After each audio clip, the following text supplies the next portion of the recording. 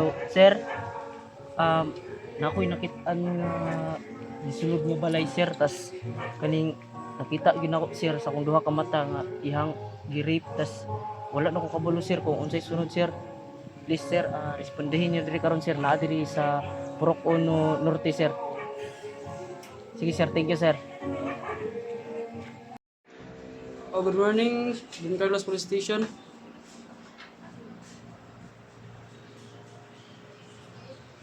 Okay, okay, sige. Copy. Mag-responder na dira ron mga kapulisan. Sige, okay. Good morning, ma'am. So, nayatay na dapat nga tawag gikan sa Purok Uno Norte Don Carlos. Nga na ako na krimen nga nahitabo dito, ma'am. Okay, prepare ang squad kay mag-responde ta.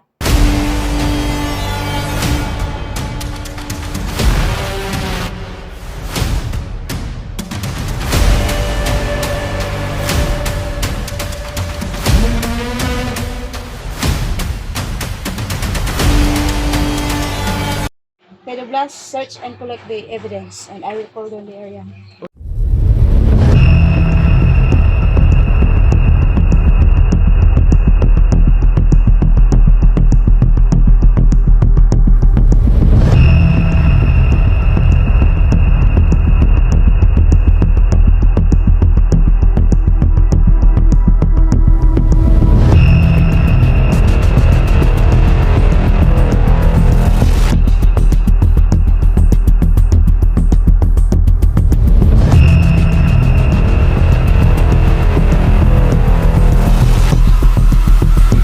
Sir, pwede ba ito pa ma-interview, sir? This one.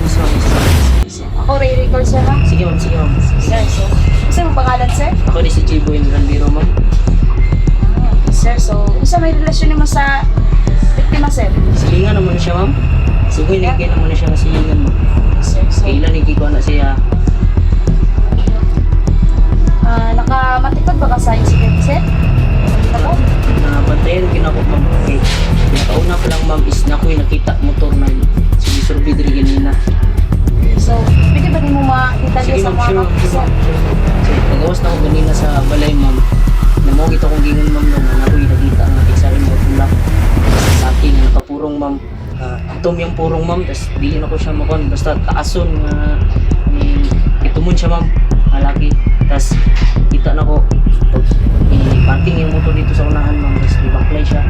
Mo din to pagkakita na ko nisunod siya diri sa gate ma'am. Mo din to isundan ako. Mo din to nga ang bintana din sa silingan ma'am is makita ra man. So dito siya ma'am. Reaksyonan sa reaksyonan siya grape. Tas mo din to ma'am. Wala na din ko kabalo ma'am. Kaya dali ko dagan ma'am. Kaya maawag ko pulis ma'am. Salamat, sir. Sige ma'am. Thank you ma'am. So, good morning, ma'am. So, base sa akong investigation, ma'am, dito sa crime scene is natay mga nakuha nga fingerprint, CCTV, and also, ma'am, sa motor nga nagamit atong suspect. So, sa motor nga nagamit niya, ma'am, nakita na to dito ang mga plaka sa motor nga kini, nagpamatuod nga panag-iya kini ni John Lloyd Hinon.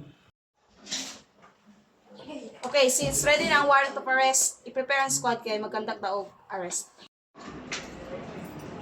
Hello, Sergeant. Kumusta na itong subject kaya? Hello ma'am. So positive na ato ang suspect diri karon. Nakapula og motor. Ano ato ang target? Okay, team. Maganda na mo kaya nga suspect. Bakit dali?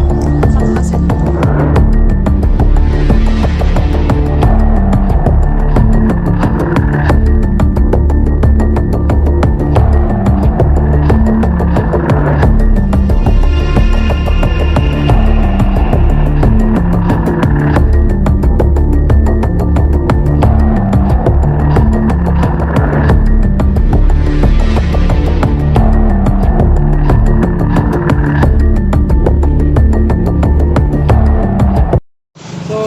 May buntag na may warrant of arrest pa ito kanimo. Ginakop ti ka sa sala nga pagpangrep ug pagpatay. Ikaw na ikatungod umilom o pakailom. Ang tanan nimong sulti pwedeng gamiton batok o pabor kanimo.